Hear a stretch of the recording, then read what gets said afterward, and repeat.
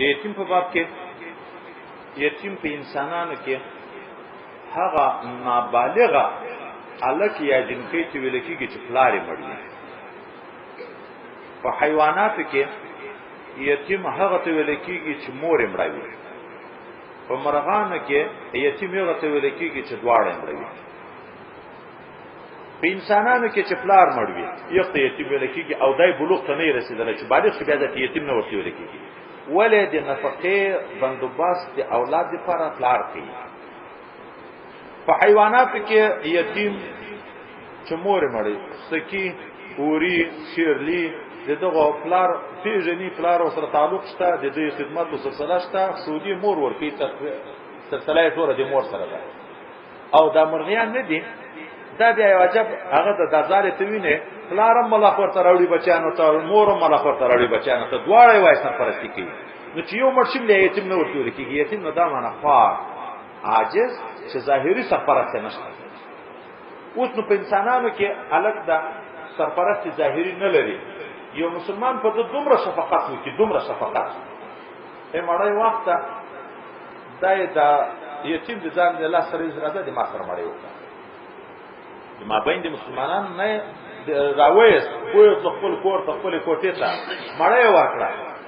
نو الله تعالی د دغه اطعام په عوض کې یا د شراب د چکلو په عوض کې د چکاک شی ورکړه جنت ته خامخا داخلي دي خامخا.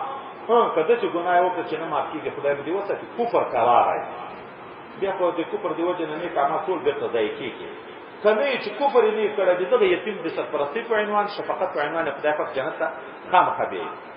دا دوم کې بیا قرط اشاره د زو سرپرست یتیم به داسي نور کتابونو چې سره چې وګوري حضرت پیغمبر صلی الله علیه وسلم بهترین کور هغه د چې په یغه کې یتیم وي خو د کورنۍ خلک احسان وسره کوي. بدترین کور په کورو کې هغه د چې په یغه کې یتیم وي او د کورنۍ ظلم وسره کوي.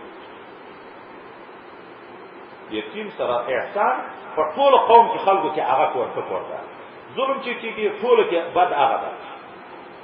یتیم باندې چې د ظلم چاپیر تو پورته کې د ظلم د قهر د ظلم چاپیر وای عرش عظیم پر جوش راشي الله ته ماته اجازه وکړي چې په دغه انسان ورول ویګم چې په دغه یتیم باندې ظلم کوي.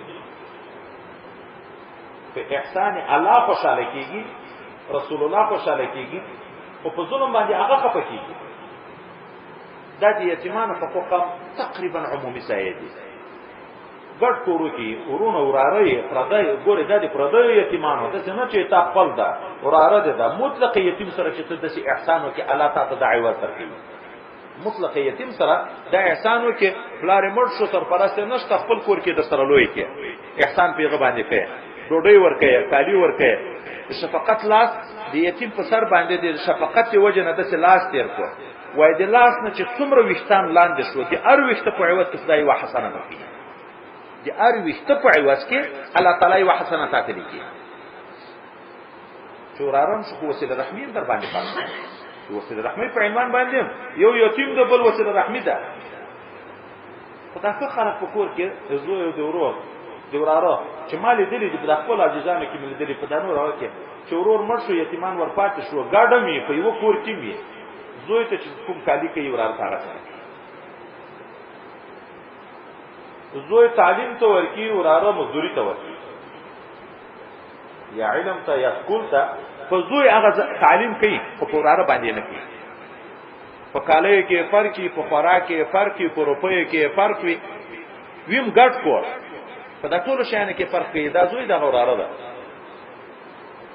ویل ځان ته دې چې ټکول ځان ته خزه ځان ته لوی پوي کغواړي کامیابی انسان نه د یتیم خدمت دی وکي ظلم نه یتیم خدمت دی وکي او چې څو د کوم کورنۍ کې یتیم یو یا یتیم سره احسان کیږي الله په کور باندې خپل رحمتونه ډیر نازلوي. د شیخ الحدیث الحاج خلیفہ بن محمد صاحب د واتس اپ شمیره 0029 311 90 11 وسوه